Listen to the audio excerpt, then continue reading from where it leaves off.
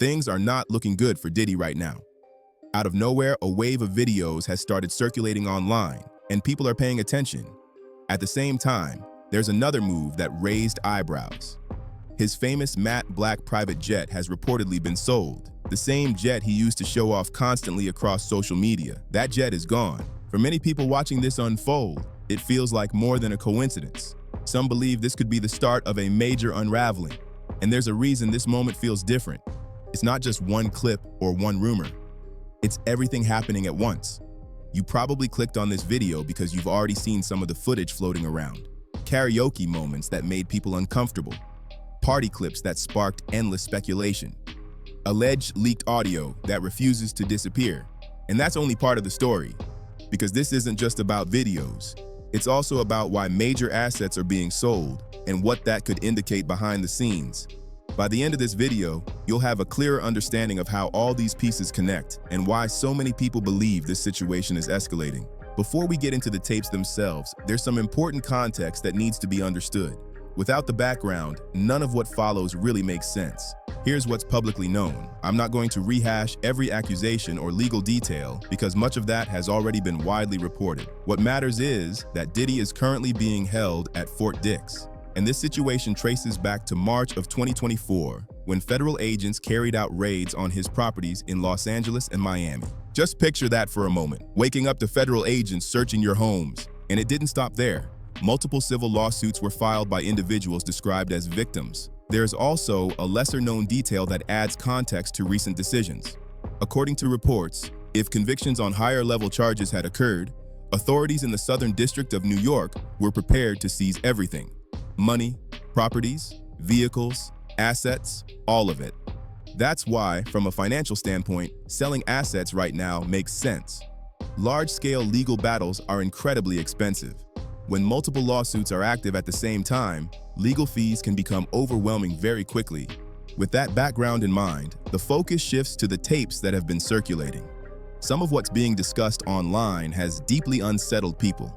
One of the first voices to draw attention was Aubrey O'Day.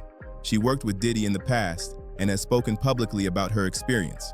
Recently, she appeared on a podcast and made comments that immediately stood out. What do you think that Diddy's downfall means for the music industry and for men like him? Do you think this will help create some type of change? We haven't seen a downfall yet. We're just saying the trial was very public and the details were pretty disturbing. They weren't disturbing enough to get a few stupid people in a jury to understand it. So wasn't that effective, wasn't that much of a downfall.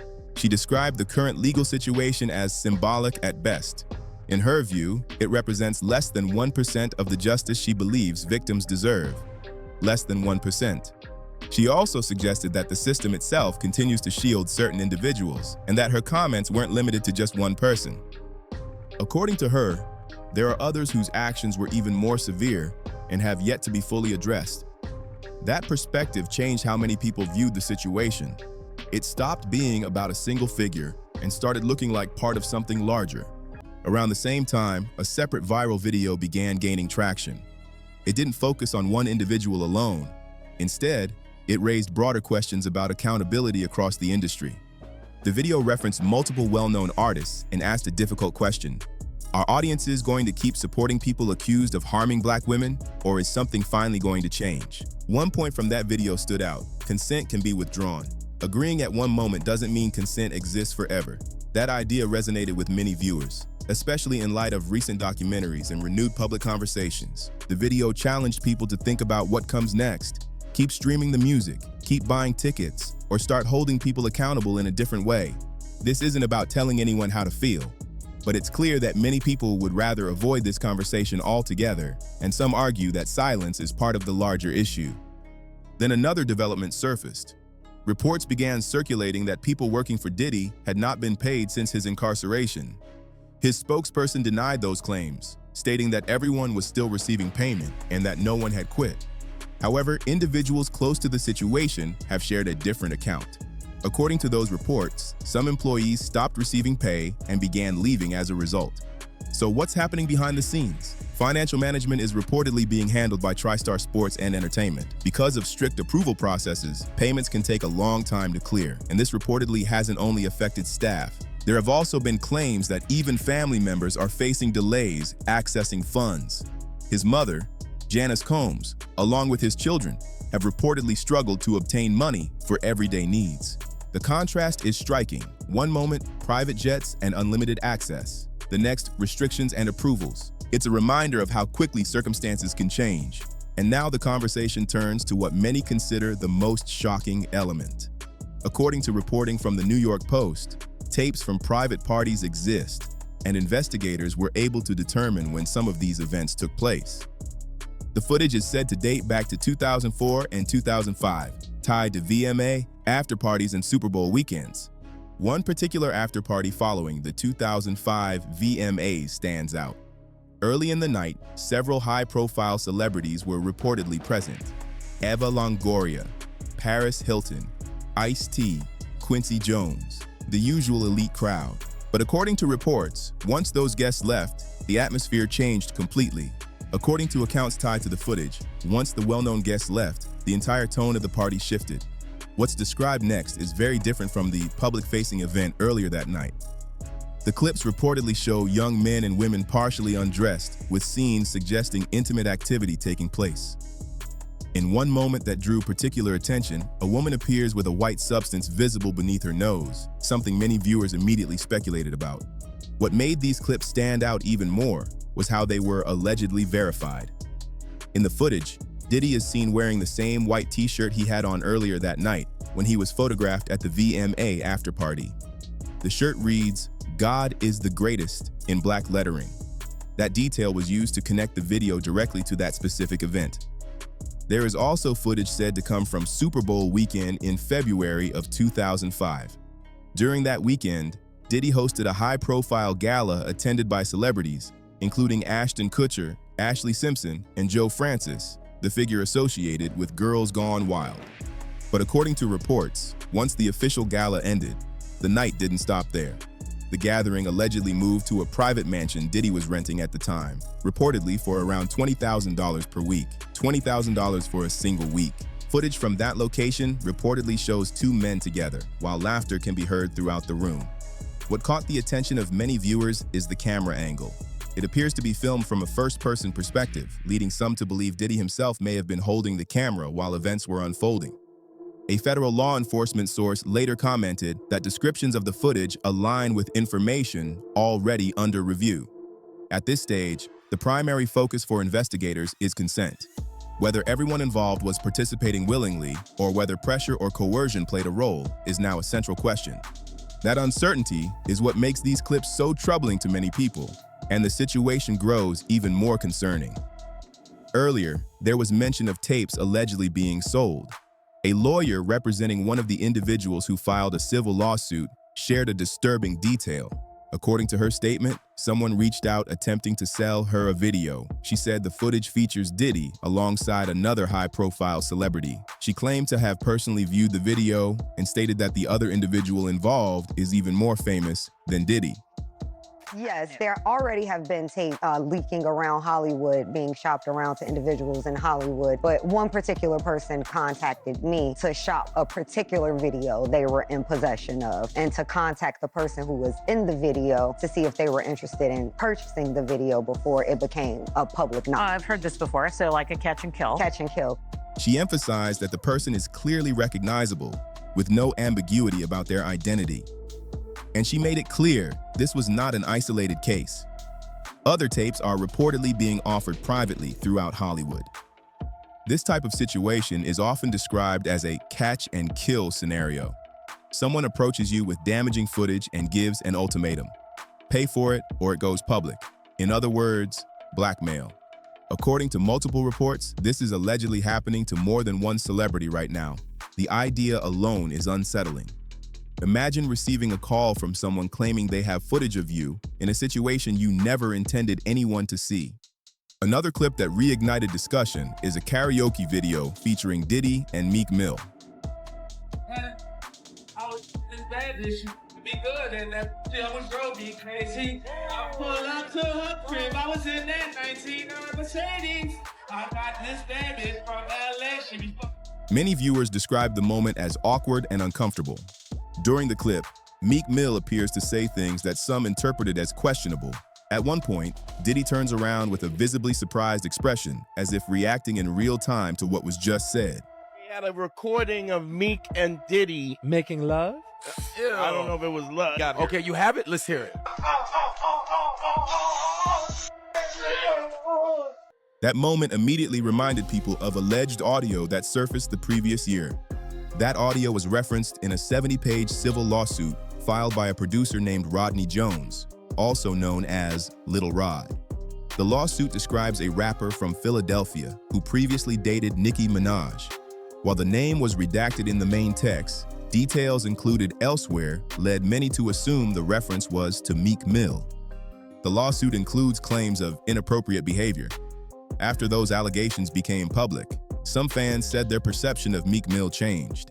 Even his music, including Dreams and Nightmares, began to feel different to some listeners. To be clear, these claims exist within legal filings and public discussion.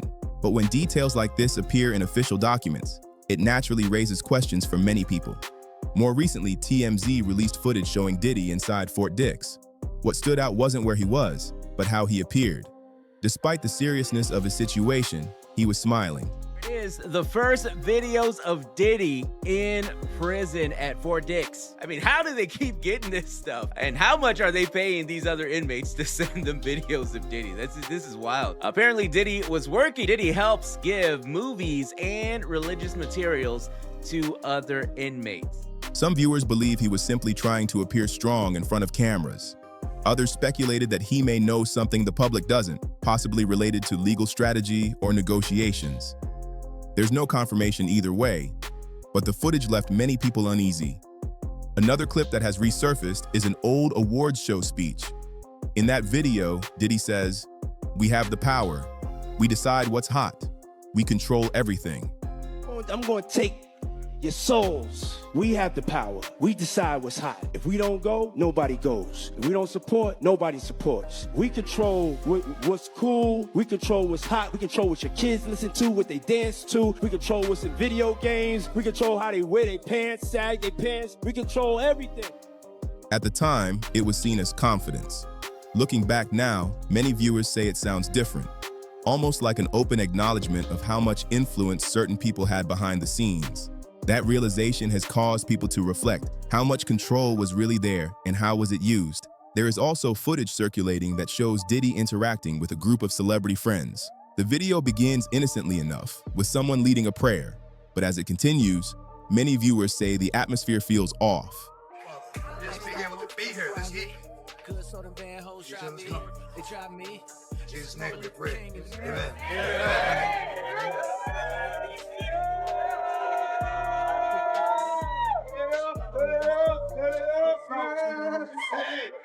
Bring it in, bring it in, bring it in, bring it in.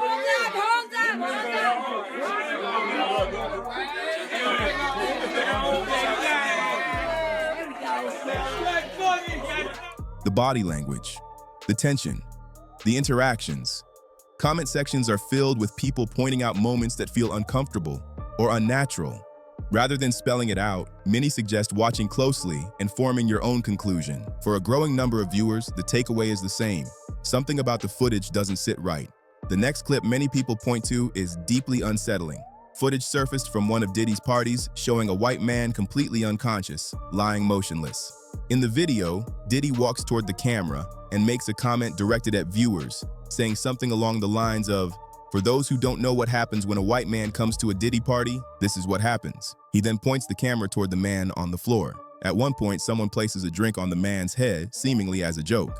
Diddy then identifies him, saying his name is James and that he's a DJ from Simeon Mobile Disco. He adds that DJs aren't supposed to pass out, but when they come to one of his parties, this is what happens. Ladies and gentlemen, for all those in London that don't know what happens to the white man when he comes to a P. Diddy party, this is what happens to the white man.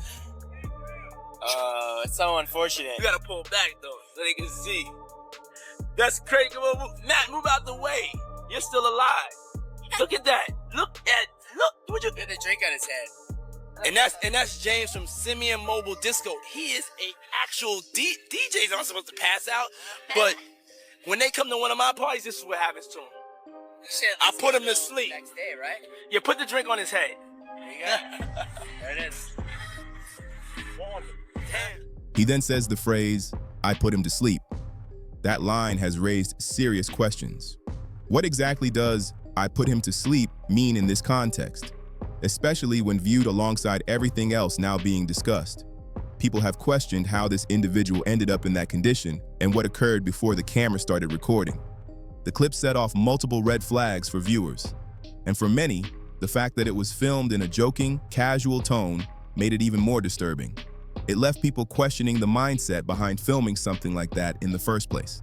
There's also another resurfaced video involving Ashton Kutcher.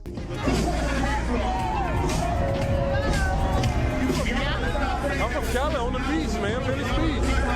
Venice Beach. Yeah. That's a printer. Give a shout out. That's a printer. Can we get a shout out? So, like, we here to, like, try to raise money for these, mosquito bed nets.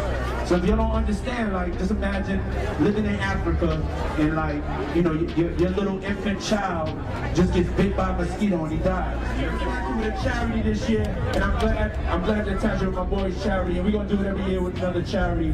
So thank y'all very much for coming. So let's party. Let's go.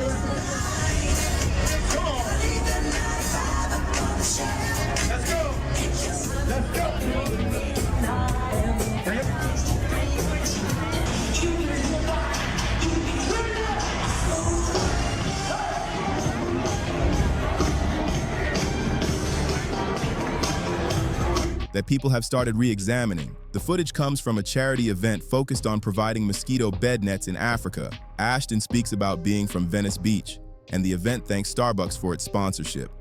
On the surface, everything appears positive and harmless. But in light of what's now being discussed about Diddy's private gatherings, some viewers say the context changes how they perceive the clip. It raises questions. Did Ashton know anything beyond the public charity setting? Or was he only present for that portion and left before anything inappropriate happened? There's no evidence suggesting he had knowledge of anything beyond the event itself, and it's important not to make claims without proof. Still, the clip has added fuel to a broader discussion about who may have known what and at what point. And this is where the story takes an even more serious turn. A woman named Adria Sheri English came forward publicly with her account, and many have described her story as heartbreaking. People are open to hearing what has happened to me. People weren't ready to hear it 20 years ago. My name is Adria Sheri English, and I was hired in the early 2000s to be a go-go dancer at Diddy's private white parties. I looked up to Diddy. He was an icon. He was innovative. I had dreams and goals to be in the entertainment industry. And so when I got the opportunity to dance at the white parties, I really took it seriously. The first time I met him, he was very nice, charismatic. He had a presence about him. I felt important. The fact that I kept getting invited back, it led me to believe that, I had special talent, special skill. They liked my energy. So it was a very great experience initially. After about the second or third party is when I got asked to do extra things more than dancing at the private white parties. It was more mingling more and being available if they wanted to participate in extras, I should say. When you said that they started asking you to participate in extras, what do you mean? He would bring me to people. Diddy would sit me with certain people and for me to entertain them. There were private areas and private rooms of the house that, I had to walk people to. And then, I was like, I believe drugged. We were drinking from certain champagne bottles where it was like your eyes were open, but you were blacked out. And whatever it is that was in those drinks, it made you a zombie. I was asked to perform sexual acts with his guests. It was kind of degrading, but because of the status of the people involved, it was kind of like, well, this is better than a regular person, a regular guy. Like, this is someone who's rich and famous. And so I thought that was gonna graduate me into being able to sign a record deal. It was like coercion of my heart. He knew like how important it was to me. And so I believed it. I was very gullible, very naive, very trusting, and so I went along with a lot of it. How many people do you think that you were asked to engage sexually with? I would say probably over 20 between all the parties. I did hear that when they did the raid on the house, that the tapes that he found, that I may be on them. So it could be more. My lawsuit was filed under the Gender Motivated Violence Act. It's for coercion, it's for sex trafficking, it's for forced labor. No one believed me back then, and so I decided to just deal with it internally and self-medicate with alcohol. I do want to apologize to my family for bringing that, shame. I did it because deep down I wanted to be famous, and I believed that it was gonna be a way for me to. Everybody's not lying. But if people could just say, what if people are telling the truth? What if they're telling the truth? That's scary, and it's a problem that needs to stop. She said that in the early 2000s, she was hired as a go-go dancer for what were described as Diddy's private white parties. At first, she said everything felt exciting. Diddy appeared kind and charismatic. She felt special because she kept being invited back. She believed this could be her opportunity to break into the entertainment industry. According to her account, after the second or third party, the expectations changed. She said she was asked to do more than just dance.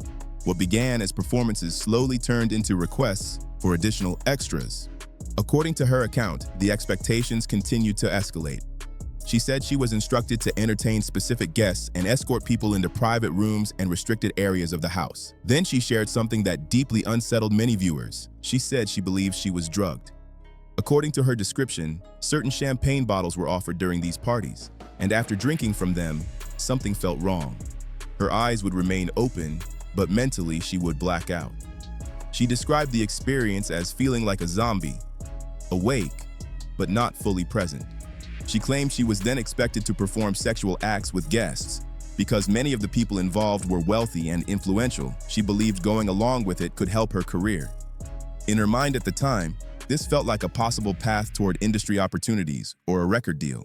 Looking back, she admitted she was naive and overly trusting. Based on her recollection, she estimated that she was involved with more than 20 people across the parties she attended. 20 people. That number alone caused many people to pause. And according to her, it may not even stop there. She stated that during the raid on Diddy's home, tapes were allegedly recovered, and she believes she may appear on them. If that's accurate, it suggests the number of people involved could be even higher than she remembers. She later filed a civil lawsuit alleging coercion, trafficking, and forced labor.